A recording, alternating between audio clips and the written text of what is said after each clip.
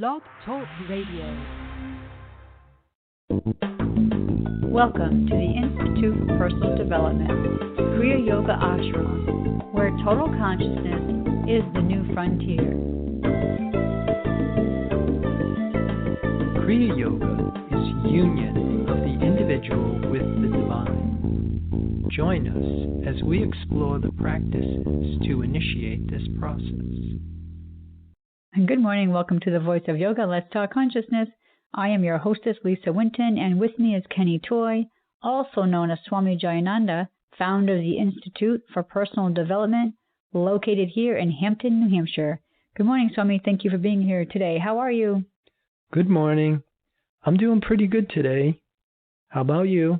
I'm doing pretty good today. Thanks for asking. And we want to thank you all for tuning in. So today on the Voice of Yoga, we will talk about Bakti Yoga and the path of devotion as selfless service. Listen as we discuss the function of the causal spiritual body as the expansion of identity beyond personal limits. In this show, Apotheosis will be explained as the connection between divine mind and the real individual to transcend self-conscious awareness. Welcome to the Voice of Yoga. We are talking consciousness. Join the Kriya Yoga Spiritual Advance to get the light in your soul and experience spiritual selfhood. So, Swami, let's just talk about and explain exactly what is Bakti Yoga. Bakti Yoga is the yoga of devotion. In Kriya Yoga, we break it down into action, knowledge, and devotion. Karma Yoga is the yoga of action. Jnana Yoga is the yoga of knowledge, and Bhakti Yoga is the yoga of devotion. So let's talk a bit more about that. So does either one have to go in a certain order, or how do we take that information and utilize that? Well, the way that we do it is that they work together. You coordinate them into an organized game plan that leads to total consciousness. In order to really demonstrate total consciousness, you really need everything. But we break it down into consumable bites. Mm-hmm. So this show is about devotion. So what does that look like when we're doing it? How do we do it? Well, again, what we're doing is we're trying to initiate a process, apotheosis, the process of the individual becoming divine. Initially, we start out and we're kind of at a level of consciousness, what we would call unconscious awareness, where we're controlled by instinct, appetite, preservation, and survival. We're reactive, we're emotional. In order to get out of this, you really have to develop a certain degree of willpower. So in Kriya Yoga, you have a path of action. There are things that you can and you must do in order to develop the willpower and to develop your psychological organs. The psychological organs in Kriya Yoga are represented by your sheath system. And these psychological organs can be developed just like any muscle in the body, that by using them, you stress the organism, you nurture it, it gets stronger. And so in your path of action, you are enlisting strategies like skillful use of thought, skillful use of breath, skillful use of water, skillful use of food, skillful use of exercise. And they're all designed to develop yourself so that you have the capacity to separate your identity from body-bound awareness. Then the next layer of that is your path of knowledge. Basically, your path of knowledge is you must know the difference between the impermanent from the permanent, because it is the permanent that is spirit. That's the thing that we want to join with, but you have to know your target. And we've been talking about this, is how we think is what we become, but we find that there are different modes of thinking. And we broke this path of knowledge down into understanding the departments of your life based on the zodiac, the 12 signs of the zodiac.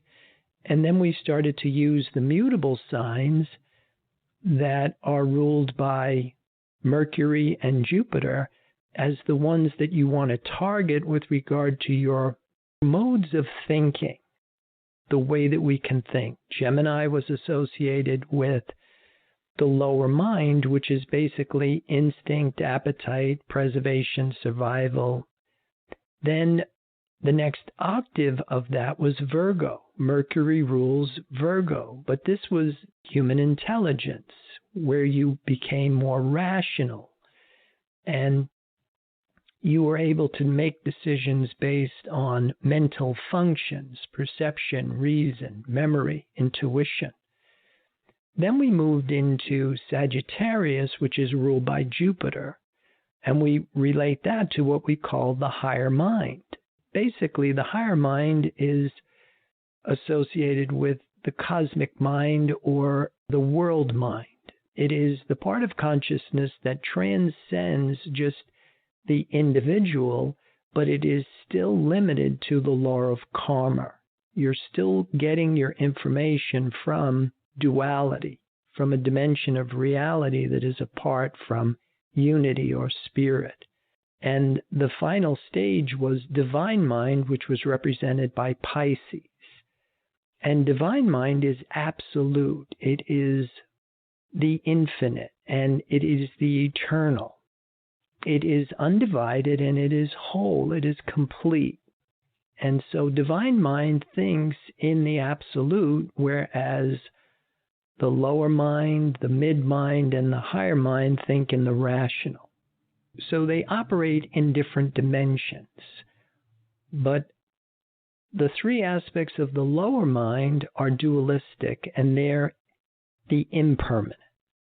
The higher mind, spirit, is the absolute, it's the eternal, and it's the permanent.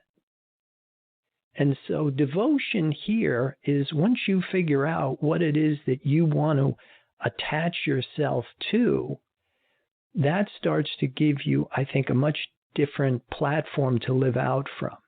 Because yoga, meaning union, is really union of the individual with the divine. Today, there's a lot of emphasis on mindfulness, but just mindful of what? Because mindful is one thing that when the mind moves into a position of awareness, now you've got to figure out what is it that I'm aware of.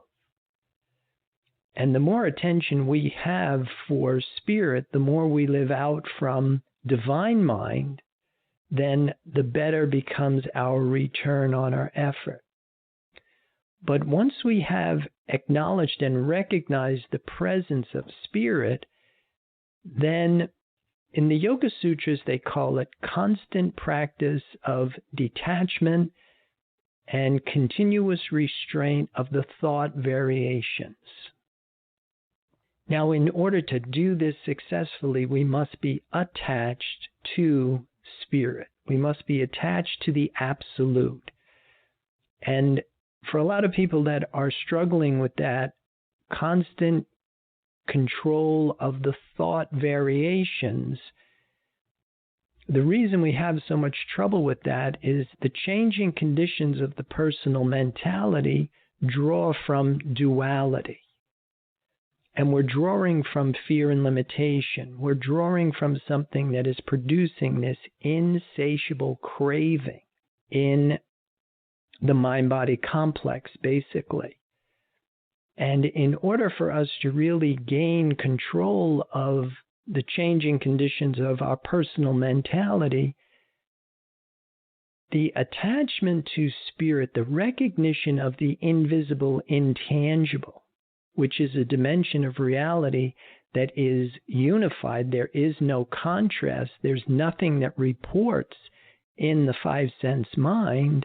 That's what produces this absolute stillness, this absolute silence that we're all really seeking.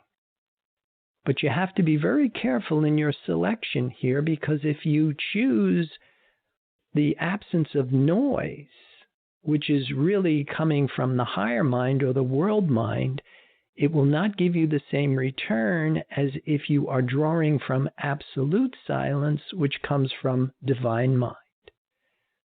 And so here's how the path of action, the path of knowledge, and the path of devotion in Kriya Yoga really, they work together. They are coordinated. And as you make advancement in one, it will help you make advancements in the other two. So I want to go back and talk about those two different types of silences. So we could be in a state of silence and thinking that we are meditating with spirit, when actually you're saying this could be a meditation in the world mind or mortal mind.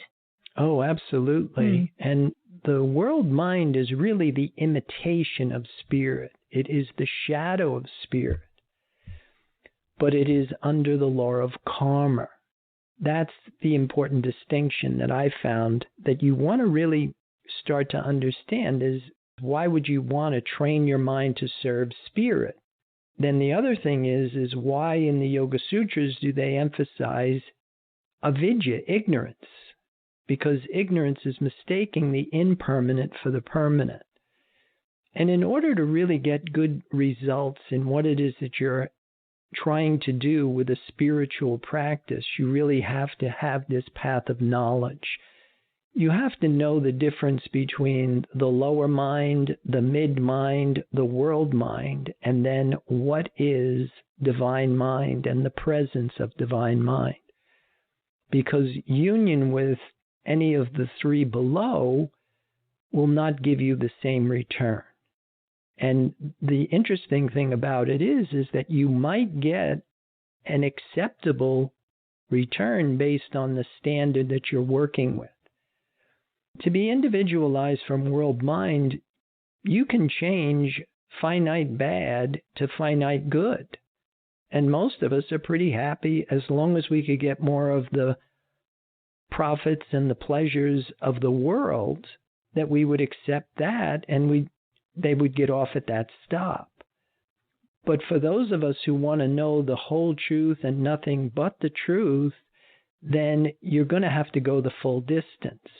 And one of the biggest barriers to this is avidya, when you are mistaking the impermanent for the permanent, because you're still employing devotion. There are plenty of people out there who are worshiping what their concept of God, only their concept of God is a concept of God, and it's not the one true God that will actually demonstrate divine law. And I'd like to ask you more about avidya, because I think what you're saying is that we may think that we are having this communion with spirit, the divine, and actually we're actually are communing with this world mind.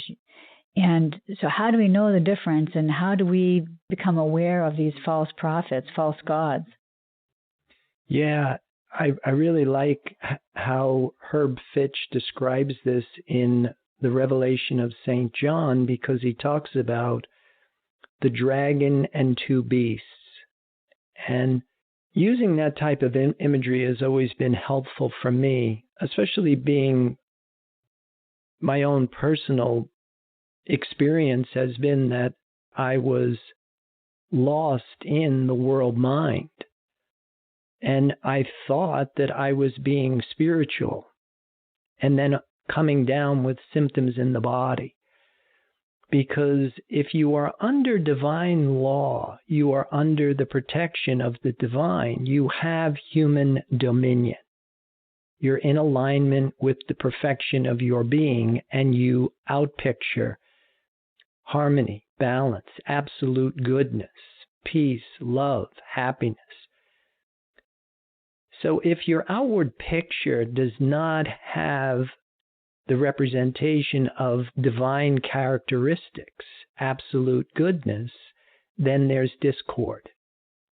And in order to really correct it, you have to go back to the drawing board, which is basically what I've done. Gone back to the drawing board and started to look at how can this go wrong? because I thought the ninth house, the higher mind, was divine mind, when in fact the ninth house, Sagittarius, ruled by Jupiter, is the higher mind, but it is the world mind.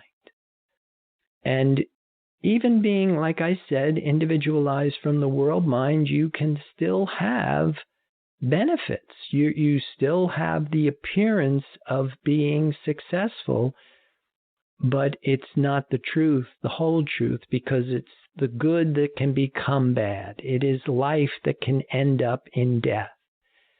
And divine law can only lead you to eternal life.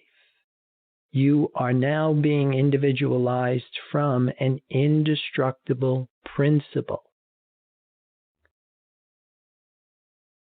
Well, I think this is a pretty good place to pause to hear a word from our sponsors. So, listeners, we will be back with you in just a few moments.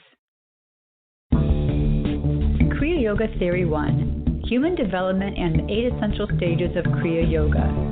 This program is a comprehensive course that will help you get your arms around the science of Kriya Yoga. It provides a clear understanding of the goals and objectives behind yoga, along with the physics of spirituality. It includes the practices, supportive concepts of Kriya Yoga, and the process in human development, Apotheosis, the process of the human becoming divine. A complete guide on how to become a human in the adult state. Get the light in your soul and experience the simplicity and joy of union with the divine. This course is available in live classes at the ashram or online with 8 videos or 4 CDs. Visit our website, www.ipdtransform.com, for more information.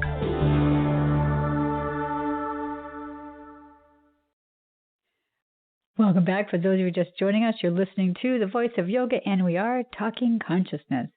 So, Swami, you had mentioned before about the bodily symptoms, and you had mentioned before about the symptoms in your body. So I'm assuming that you're saying that that is a really strong indicator that we may be having to, as you say, go back to the drawing board. Right. It was quite, I want to say, a revelation for me to find out that sickness is really a belief in something other than God. And you think, wow, how is that? How does that work? But as you start to drill down with it and you start to understand the true meaning of these terms, that God is absolute goodness. God is eternal life.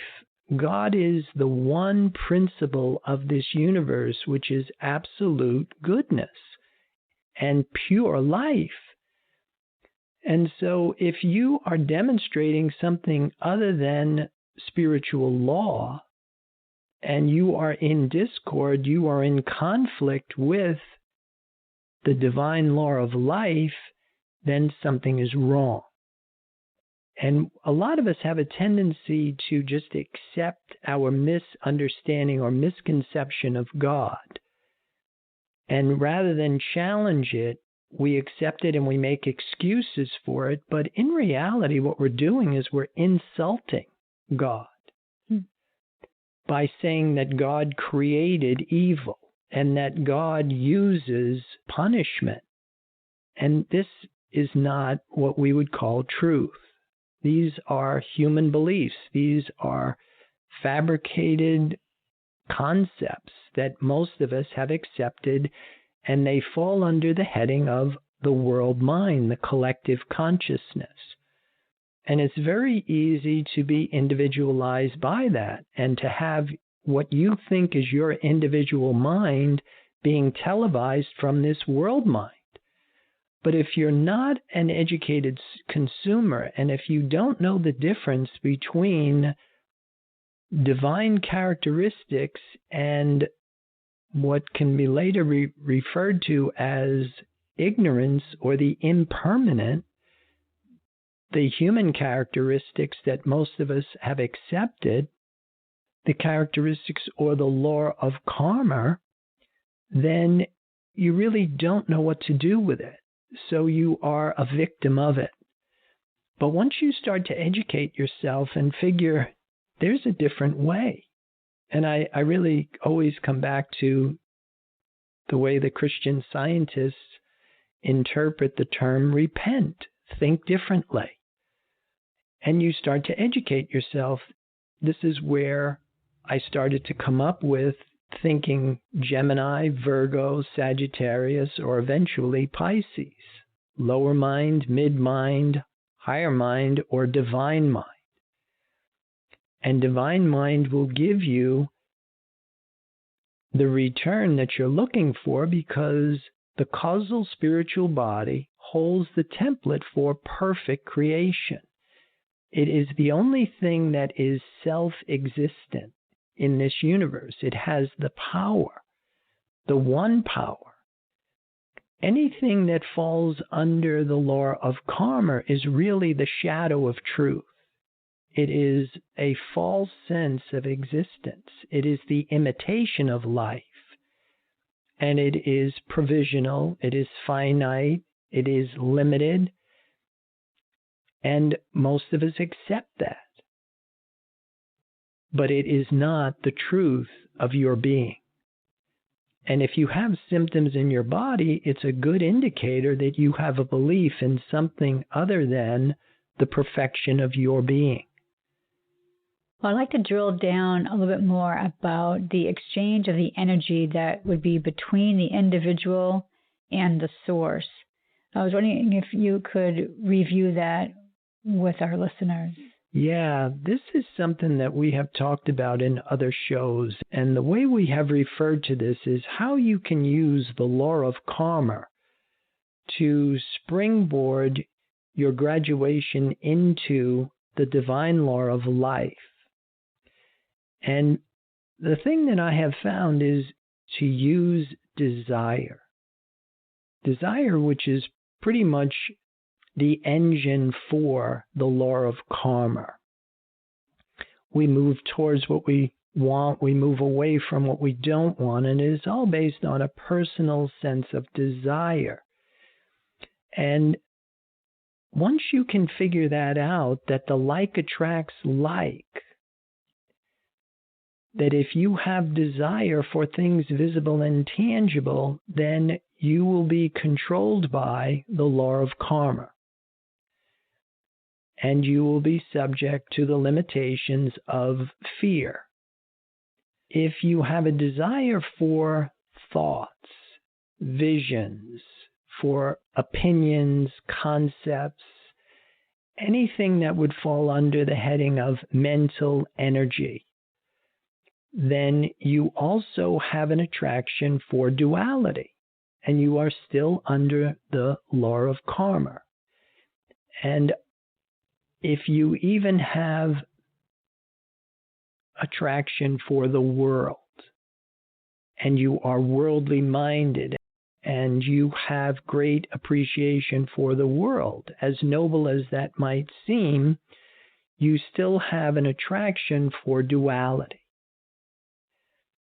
But if you have an attraction, if you have a desire for spirit, for the invisible, intangible, then you will start to see that you will move away from the world. And that's what it kind of tells us in the Bible, that if we sow to the flesh, we are dead to life. We are dead to God. If you sow to the Spirit, then you are alive, eternally alive.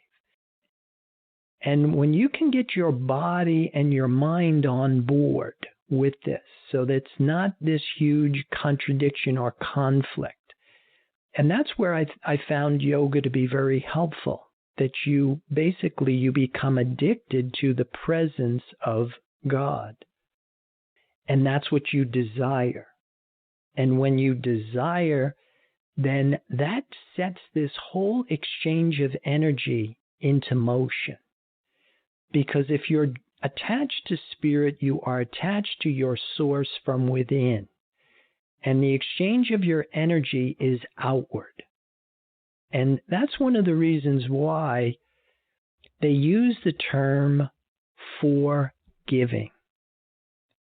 That when you are spiritual, you are attached to a resource that the exchange of energy is outward, and you are programmed to forgive. You are giving outward with absolutely no need for a return. If you draw from matter or mind, then you are wired for getting.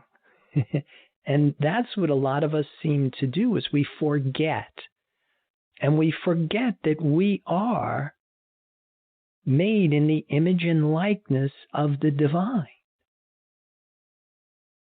I remember a long time ago I had mentioned to you, I think maybe on a radio show as well, that right after 9/11, I remember driving up Route 16 in New Hampshire, going up to the mountains and seeing this homemade sign that was put on somebody's front yard. And it was written on there, and it said 9/11, never forget, never forgive. So when you were just talking about that, it reminded me of that. So what are some of the errors in that message? Well, the first thing is that it's not backed by truth. It's not backed by divine law. It is someone's opinion. It's a human rule that someone made. And it has merit in the context of its own limitation with regard to it is all about the law of karma. And everything's going to be contingent upon what are my goals and objectives. What is it that I'm looking to get out of this experience of life? Because if you're looking for the truth and nothing but the truth and the whole truth, then you have to understand the role of forgiving, that you can't be connected to spirit if you are forgetting. And then there's a whole dynamic that happens with this, because spirit is the dissolving force of the universe, that we have to give up a personal sense of self in order to acquire an impersonal sense of spiritual selfhood. But it's not something that I do. It's not something that I say, there's no me. That is passive. There is nothing to that has power. But if I accept my spiritual identity and I draw from a resource of energy, the sustaining infinite of this universe, that will dissolve a personal sense of self. And what will be left is what we are talking about here, which is selfless service. That you now graduate from a personal will, personal ambition, to the will of the Father. You are now living out from the divine law of life. It's not my will, but it is thy will. And that is backed by truth. That is when you start to see that human dominion is found in God's perfect law of life. So that's what you mean when you have written in your notes that forgiveness in this context is the highest form of praise. And then to see all of life in its beauty and wholeness is devotion and selfless service. And this form as an act of worship. Right, because that's what we said. Imitation is the highest form of praise. And once we assume our spiritual identity, that is when the like attracts like and everything falls into place. That you don't have to grind this whole thing out. That you live by the divine law of life. You live by the grace of the divine. Well, great. So I think it's time we have to start closing down our program for today. So listeners, please visit our website. It's www.ipdtransform.com. When you're on the website, there's all kinds of tools there that you can use to continue your learning experiences. And don't forget, also, on the website, you can also sign up for the free webinars that Swami has available at Wednesdays at noon. And we also have Wednesday nights at 5 o'clock. We have our Facebook Live episode. Swami, do you have any other final thoughts or comments about today's program? Well, I'd always like to encourage people to give up a personal sense of I and accept your spiritual sense of selfhood and embark on your path of selfless service in devotion to this connection. And with that, I'll wish everybody a good day. Namaste. Thank you for listening to our program, The Voice of Yoga. This is Lisa Winton, along with Swami Jayananda, signing off. Have a wonderful Kriya Yoga kind of day. Namaste.